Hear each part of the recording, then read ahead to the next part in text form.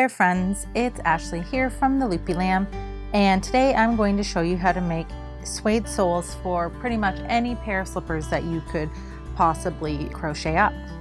If you're wanting to skip this step and you already want everything figured out for you, the paid version of my current slipper pattern includes a template for the adult sizes for the soles, and it also includes a pull tab for the back of your slippers just to make them easier to get on and off. If you're wanting to try making your own, these are the tools that you will need.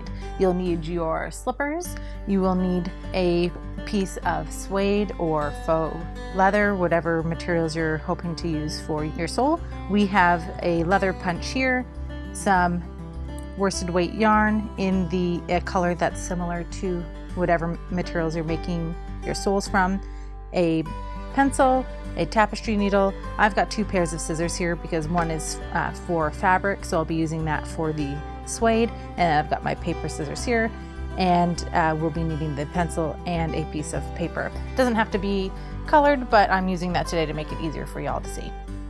So let's get started on making our suede slipper soles. So to start with making our soles, you're going to need your slipper and your piece of paper and your pencil. So this is super simple. You're going to hold your slipper up on the piece of paper. Now, if you find that they're a little too floppy, you can by all means stuff the slipper to make it firmer, like with tissue paper or slippers or whatever floats your fancy there. But what I'm going to do is I'm going to take my pencil and I'm going to trace around the outside of my slipper.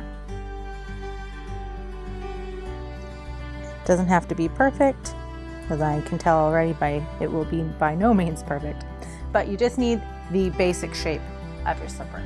And I hope that shows up for you here. I'm just going to make that a little darker. Hopefully you can see it better. Again, it doesn't have to be perfect because we're going to be doing something with this shape. All right, so then that looks a little bit better. So this is the general size of my slipper, but I don't want my sole to be the full size of my slipper. The suede pieces that I got from Michael's, they come in 8.5 by 11 inch pieces. And if I were to use, it would start getting pricey if I did the whole sole with the suede. So to be able to use as much as the suede as possible for as many slippers as possible, this is how I do it. So I've got my template here of the size, and what I'm going to do is I like to just start at the heel here and create a half circle. Okay, then I'm going to go up here to where the ball of my feet and my toes would be, and I'm going to draw another half circle. Okay, again, doesn't have to be perfect. This is by no means scientific. It depends how big you want these pieces to be, depends on your own personal preference and how much suede you have. So you can make this bigger or smaller. So now that I've got my half circle, I'm going to take a look and kind of gauge, you know what, that might be a little too big for me for my heel and the balls of my feet. So what I like to do is I use this as a guideline, and I like to come inside this shape probably about, for my personal preference, probably about 1/8 to 1/4 of an inch there, and I just trace it around. Okay, again, doesn't have to be perfect. If you'd like, you can even just cut along that line, but I like to just bring it in a little bit. And for up here, I'm going to do the same thing. Just following the general shape that I created. Okay, and so then what I'm going to do with my scissors is I'm going to cut along that line that I just drew. Okay, and just for my own sake, I'm going to write toes on the top and heel on the back. So if my shapes are similar in size, then I'm not going to be getting them mixed up. So, like I said, we're just going to cut those out along those lines.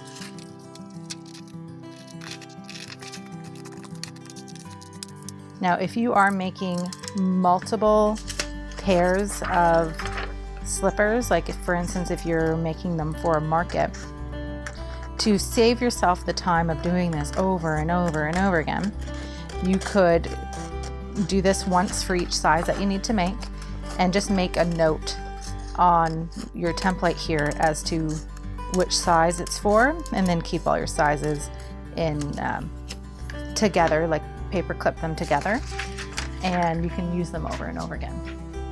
So now what I've got here is I have my toes and my heel. So I'm just going to bring that over to my suede here and find out how those best fit onto my piece. You can tell I've already used this piece. Okay, I try to keep as little waste as possible, and so that looks good to me. And what I'll do next is I will cut around the suede.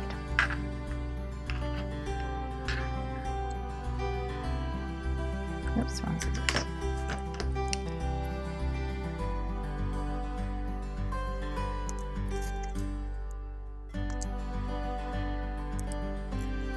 You want to cut around the paper. You want to try not to cut your actual paper. All right, there we go. So there I've got my suede heel. So from here you can either cut around and use this piece as your template, or continue to use this piece of paper.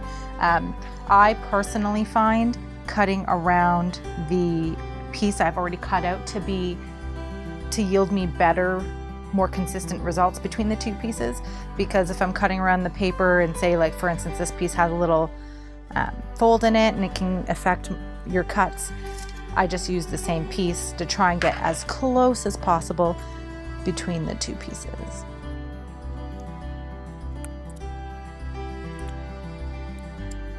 All right, so there we go. I've got my two heels, and then I'm going to do the same thing and cut out the toes.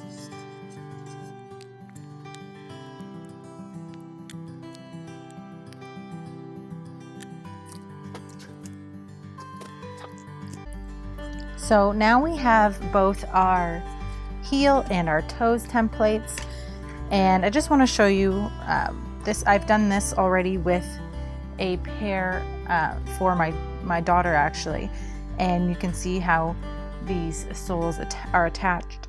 They're just kind of sewn onto the bottom of the soles, and having the two pieces instead of one solid piece doesn't actually affect whether they're less skid resistant, for lack of a better term, or not. This little piece in the center doesn't really affect it. You've got lots of grip here with the two pieces of the suede.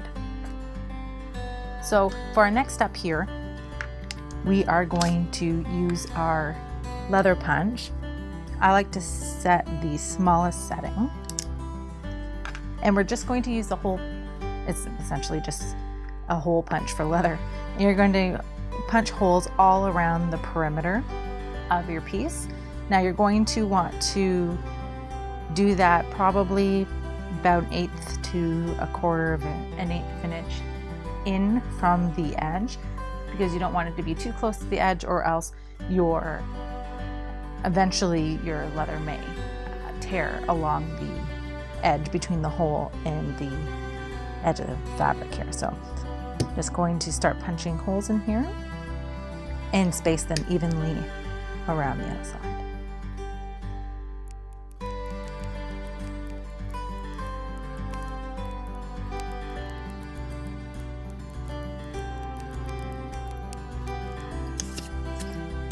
Okay, so I have both parts of my soles completed, and all you're going to do at this point is take your pieces.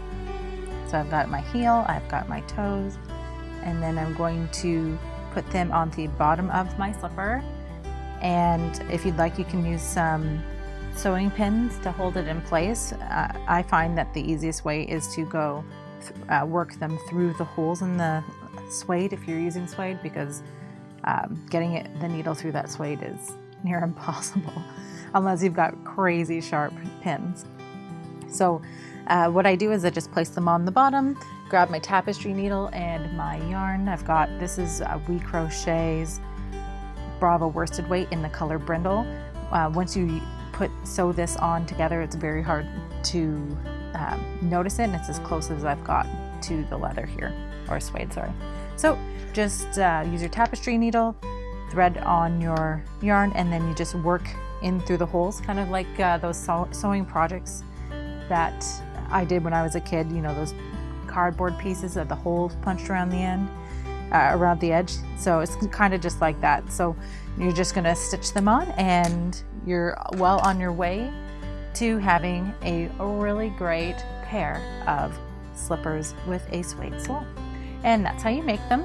If you have any questions, please leave them in the comment section below. I'd love to hear from you.